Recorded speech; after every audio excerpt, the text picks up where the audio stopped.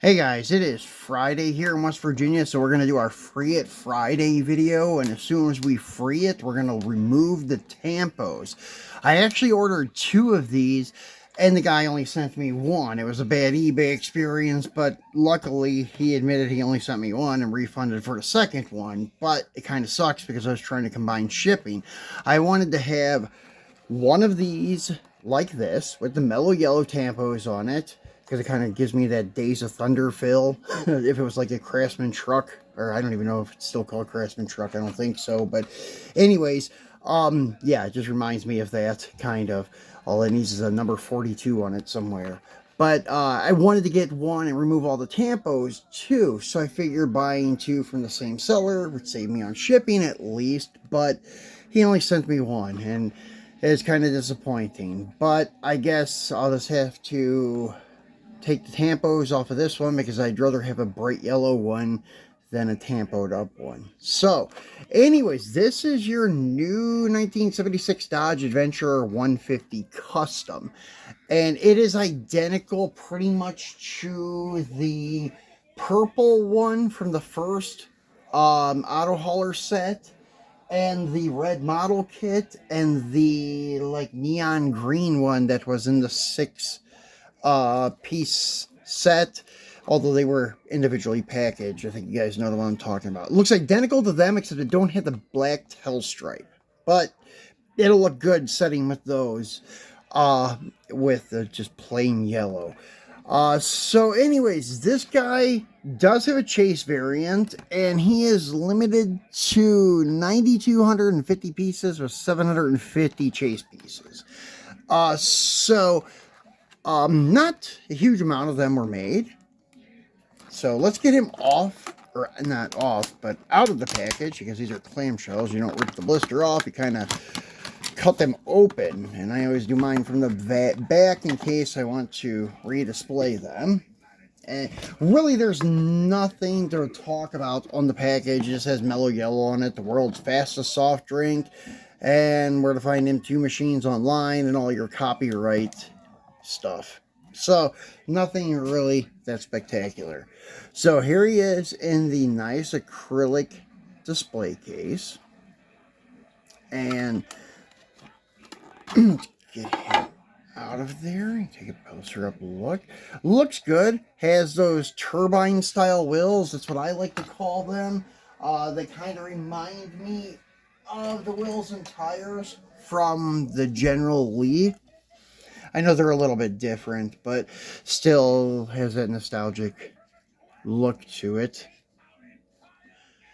So, anyways, nice looking blacked out grill, black bumpers, blacked out hood, and then your black windshield trim and wipers and such things like that. That's why the one that we unboxed the other week, I was disappointed in the looks of it because they didn't black all the trim and stuff. But anyways, I can't recall which one that was. But anyways, let's get him off the base. And then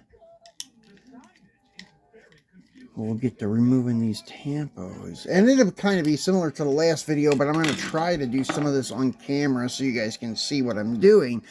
And this doesn't roll that great. Classic M2 crap axles or bubbled tire or something. Some of their trucks have like bulged tires where they don't even roll that good because of the tire. I mean, it rolls, but not really great. But as long as they roll a little bit, that's what I look for. And can roll like freely a little when you push it. I like that with the cars I collect. I don't really care too much for the static models that just sit there and do nothing. But yeah, I don't put them down on the floor and play with them. But sometimes I do try to move a wheel and tire to where if it was white letters where they're pointing and facing the right way, something like that. So it's nice to have the option of rolling tires. So anyways, it has the opening hood as usual. And this one's really stuck down. So I'm just going to leave it alone. I'm not sure if it's going to have the SRT motor in it or not. Remember, the one that we did open, the SRT 4x4 purple one, when we popped open the hood, it had a stock like 318 in it compared to like the Hemi that it was claiming it had. But honestly, I don't even care if the hood's open. Sometimes on the muscle cars it's better if they don't, because the body lines are nicer. And I'm really glad that they did not try any opening doors on their trucks, like the square bodies or these or anything, because it would have probably been horrible.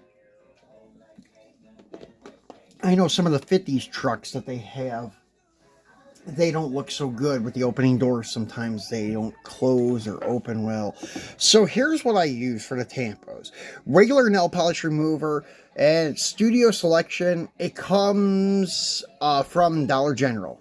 And anyways, I don't know if this is their brand or if you can find it at Walmart too, but this is what I've been using. No reason why, just because it was convenient, because there's a Dollar General at the end of my road. So it's quick and easy to get there and go get this stuff. And then I use, here they are, these, which also came from Dollar General, super jumbo cotton balls, and it's also from Studio Selections, and they're decent ones here. And all I do is I will take the nail polish remover and dip the cotton ball in the end of it, and then get a little bit on there, not a huge amount, but enough, and then I will just rub it on the side, and usually it does pretty fast job with removing stuff. As you can see here, it did pretty good with that. And then what I will do later on is I will come back with like a tissue and wipe it. And then sometimes we'll have to hit it again with the cotton ball. I'm not sure if that's like the paint, the tampo, or if that is like the yellow or the metal bleeding through the yellow. But anyways, same thing with the door. And I try not to keep rubbing it too much, because this stuff can be pretty harsh on the paint. So anyways, that's why I try to do it in as least amount of strokes as I can. And this one has the door handles painted, so I do not want to remove that tampo if at all possible. And after I use a cotton ball for so much, I try to just get rid of it, and then move on to something else. Not something else, but another cotton ball, I should say. And then kind of freshen up a little, and then go back to removing these tampos. And yeah, you can see the red kind of smeared a little there. But overall, pretty good outcome. I mean, it's not too bad. Still a little bit of green there and a little red near the door jamb that I will get to here in a little bit. And then going over to this side, and then trying to get the red. Oh, yeah, red is a little bit of a bear to get off and not have it like smearing everywhere. It comes off, but it kind of is smearing across the yellow. That's why I say I try to just switch up the cotton balls as much as possible, and that way everything stays fresh and you don't have to worry about it like staining the paint in other places. Trying to get it to focus for you guys. There we go. So that door looks pretty good. And then we got the bed here, and there's no, let me see what it says back here, just Dodge. Cool. So no Mello Yello on the hood or tailgate, so that saves us a little bit of work. And then again,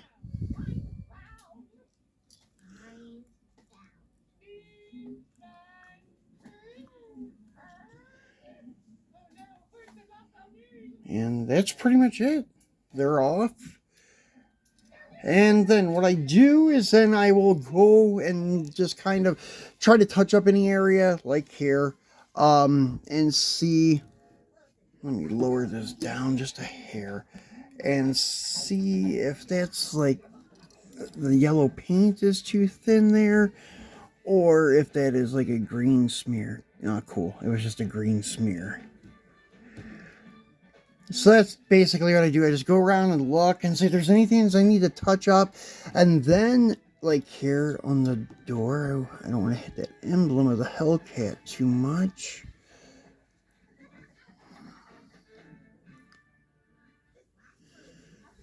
Okay.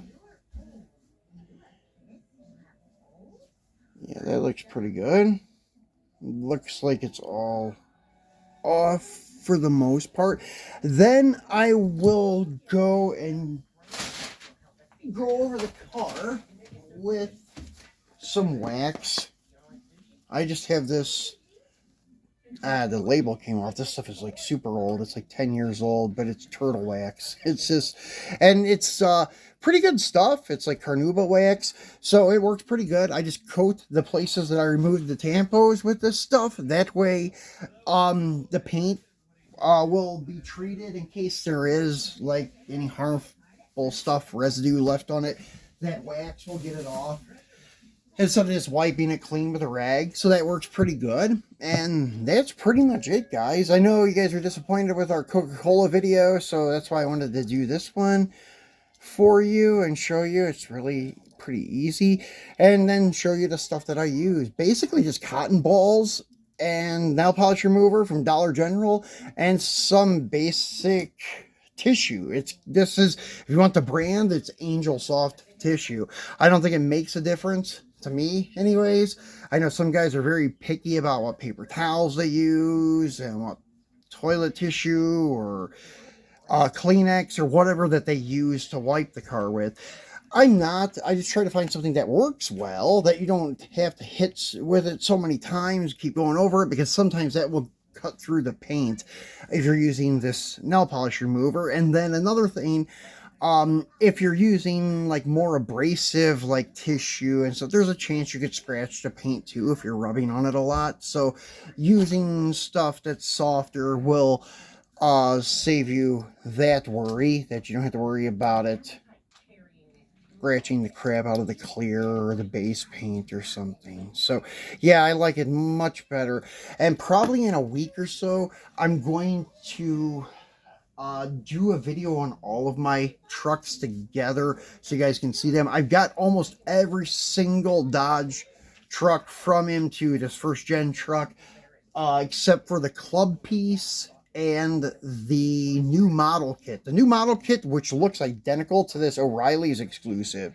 And this is the one that has the messed up paint from the factory, unfortunately. But I did order another one. Actually, I ordered two more.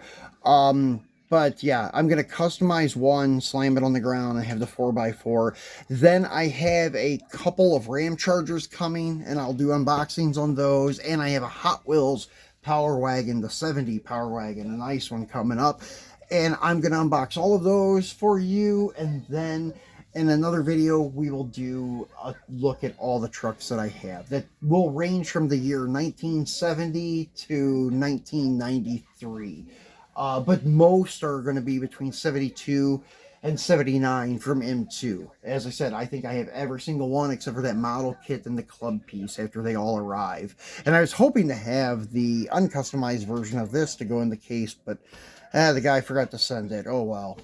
But that's it for this Free It Friday. I do have another Free It Friday coming up. It's going to kind of be like a Saturday, Free It Saturday. But I got the new Series 2 mystery cars from Hot Wheels. I got all of the chase ones and the Bone Shaker, which there are 1, 2, 3, and 4. I think those are the best ones from the set. All the other ones are mystery cars as far as what I could remember.